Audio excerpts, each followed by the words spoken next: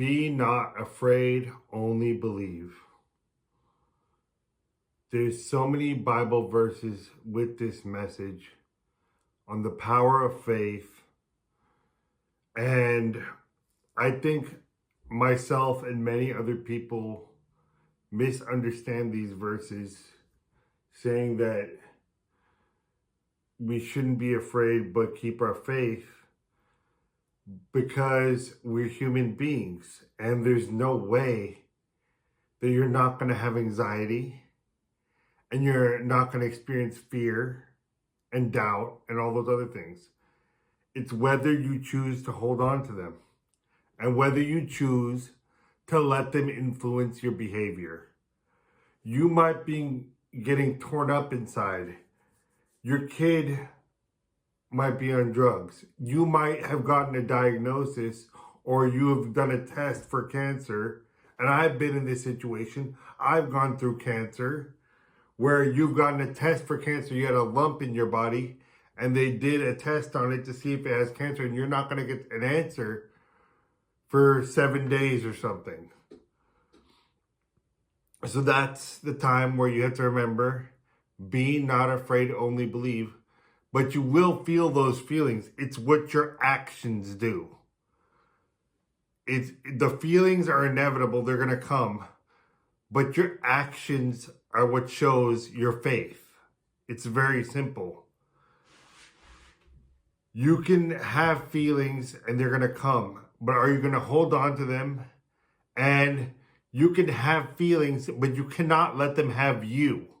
That's the thing. You cannot let them control what your next steps are. And when I had health problems and stuff, I didn't have a good mindset. I was very negative about it. I actually got hooked on all sorts of drugs like marijuana and pain pills and an addiction that's lasted for a long, long time. Anxiety pills, Xanax, oxycodone, marijuana, and that turned into reckless living because I was afraid of the cancer coming back. So I would chase any woman I could, do all sorts of crazy stuff that I am not proud of now. When I recovered, and God blessed me to recover from that, and I acted like an idiot. So that was all driven by emotions.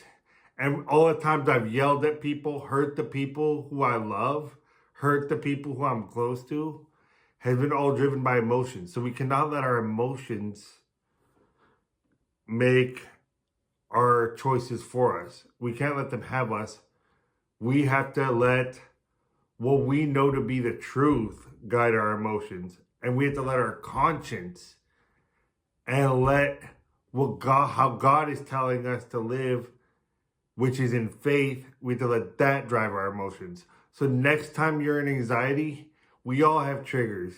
Next time you're pissed off about something or you have anxiety about something, how are you going to channel that energy? Because it's there now. You're triggered. I just got triggered by something a few hours ago. I was not planning on going to the gym. And I went to the gym and I did such an intense workout. I was only taking like 20 seconds in between sets. I feel like I got hit by a Mack truck. And I had some pizza and I enjoyed myself after that. And I feel a whole lot better. I'm going to sleep well tonight. And I'm going to have some new muscle in the next few days because I did a killer workout using my anxiety to do it. And normally that would have been turning to weed. Especially with vaporizers. Ain't nobody can smell that stuff and you can do it in secret. And I would hit my vaporizer and maybe go work out too. But I did not need the vaporizer or weed. I just went to the gym, worked out, drank a lot of water, had some pizza, had some soda, enjoy myself, enjoy life, be grateful for everything. And I'm over it. And what was bothering me, what triggered me, doesn't matter anymore. And if you give it time, what's triggering you will not bother you if you channel your energy right. So let that nervous energy, that anxiety, use it as fuel. If you want to make a video, send your wisdom and your love out to the world, use your nervous anxiety and energy to make that video. Or if you want to go work out, go work out. It's the best fuel. It's better than pre-workout. It's the best fuel for working out. You'll work out harder than you ever would when you're not triggered. So being comfortable with being uncomfortable, that's a major thing. And that's why I was hooked on the weed and hooked on the anxiety pills and all that stuff for so long. And my doctor would write me a prescription for that like candy because I had a cancer diagnosis and I was in recovery from cancer. So I had a form of PTSD from that. So I was popping pills and smoking dope and all like crazy. And I was not comfortable with being uncomfortable. And now I don't ever worry that the cancer will come back. And it's been over 15 years. So I'll never worry about it coming back. I have faith. And no matter what happens, I have faith that God has something bigger and better. Even if I die, I'm going to someplace better. And I have a bigger mansion waiting in heaven than the wonderful home I have here. So once you keep your faith in God and you have your relationship with God and you keep that faith will give you strength to have the power to make the right decisions instead of your emotions. Emotions are sent by the enemy. They're not your friend. Your emotions are sent to take you off your path. And they create a lot of energy. So it's up to you what you do with that energy. Go work out. Go do your side hustle, your project. Go help other people. That's the biggest thing I've noticed that blessed me is when I feel anxiety or triggered or someone pissed me off, I will go do something for someone else. I will order a pizza and tip the girl at the pizza place 300%. Or give money to the church. Or give money to the homeless person to go get himself something to eat.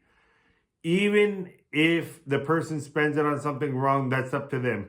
Go help someone. Go do what you got to do to bless someone and have the right intention, and it will come back to you 10 times, especially if you're hurting when you do that. And if you have something to share, we all have a beautiful mind. We all have knowledge. We've all lived life. If you have something beautiful to share, get on TikTok, get on YouTube, share it. Or if you want to go pump it out of the gym, go do that. That's essential for everyone, men, women. Or clean your house. You know, your mind works better in a clean environment, and cleanliness is next to godliness, and you will not be blessed with new things and new possessions and new abundance in your life if you don't get rid of your old junk. If you have a bunch of old junk in your house and a bunch of dust and dirt, that's not an environment for receiving more. It's like having all those old memories and regrets and anger and hatred and doubt and all these things in your heart. That's like having old garbage and furniture and old clothes that you haven't worn in a year. That's the same thing. If you have all this old stuff in your heart and old stuff in your house, you'll never be ready to receive the big stuff, the abundance, the nice furniture, the nice cars, the nice relationship, the nice wife, the nice husband. It ain't gonna come if your place is a damn pigsty and your heart's a pigsty. It's not gonna come. So you have to clean yourself up, clean your house up, go work out, go do what you gotta do, share with others, share your knowledge with others, go mentor someone, share your money with others, whatever you gotta do to bless others and do your purpose when you're hurting. And do not let your emotions control what you do and get into the drugs, alcohol, and all that garbage and wasting time. I know you can do it. I know you have the strength. I love you guys. I will talk to you soon.